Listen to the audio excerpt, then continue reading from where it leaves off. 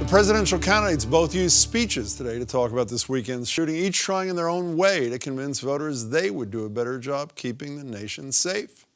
When I'm elected, I will suspend immigration from areas of the world where there is a proven history of terrorism against the United States, Europe, or our allies, until we fully understand how to end these threats. It's essential that we stop terrorists from getting the tools they need to carry out the attacks. If the FBI is watching you for suspected terrorist links, you shouldn't be able to just go buy a gun with no questions asked.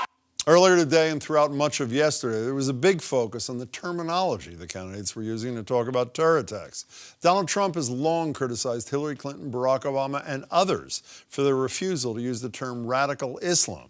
But this morning, during a phone call with CNN, Clinton did an about-face. You know, whether you call it radical jihadism, radical Islamism, I think they mean the same thing. I'm happy to say either. As for Trump, during one of his phone calls with Fox News, he went out on a whole new limb regarding President Obama's reaction to terror attacks. We're led by a man that either is not tough, not smart, or he's got something else in mind. And the something else in mind, you know, people can't believe it. More than anything, the candidates' reaction to this crisis gives us a glimpse into how they would behave if they were in charge. Adam Riley examines both approaches. We need a president who will stand up against the gun lobby. Hillary Clinton's called for stricter gun control throughout the presidential campaign. After the massacre in Orlando, she did it again. We had an assault weapons ban. It expired, and we need to reinstate it. Clinton also called the Orlando murders terrorism, noting that the shooter was apparently inspired by ISIS. But she combined that with a call for restraint. I think this is a moment for statesmanship, not partisanship. We should be coming together. That sounded like a dig at Donald Trump, who seems to have drawn a completely different lesson from the Orlando attacks. We're allowing people to come into our country that are no different than this maniac. Now Trump isn't just reiterating his call for a ban on Muslim immigration. He's demanding a crackdown on what he claims are thousands of would-be terrorists already in the U.S. And the sad part is you have many, many, many people right now living in the United States who are worse than him, who are more hateful than him. Previously, Trump accused Clinton of wanting to abolish the Second Amendment.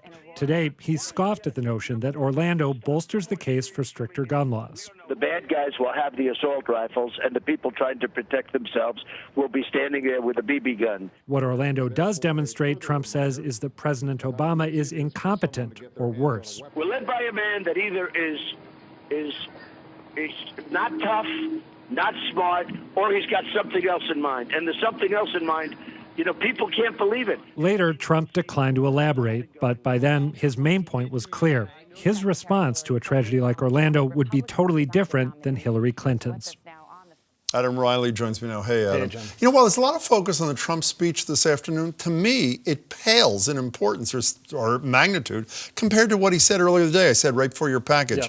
Talking about the president, he doesn't get it or he gets it better than anybody understands. What's that mean? Well, to me, it suggests some sort of collusion between the I president agree. and ISIS. However, Donald Trump has just tweeted and posted on Facebook that he is revoking the Washington Post's credentials to cover his campaign because they had the same read that you and I did. I don't know how you come up with any other interpretation than a conspiracy theory. And it's basically a charge of treason against a sitting president, right? I mean, I can't think of another analogous case.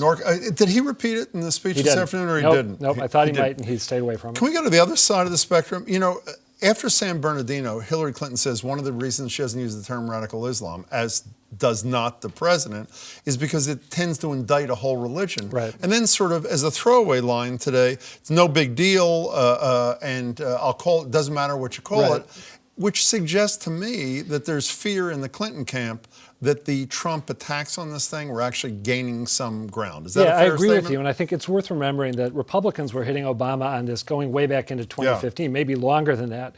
So Clinton, I think, he had a chance. President Obama had a chance over the course of 8 years to explain that this was a strategic choice. He didn't want to legitimize ISIS. He failed to make that case, and I think now she's decided this is the best way to distance herself from that. Hey, one other thing I got to mention. And distance herself from Barack Obama, Right, I should exactly. say. But I got to tell you, in Yes. addition to Trump making the insinuations he did today.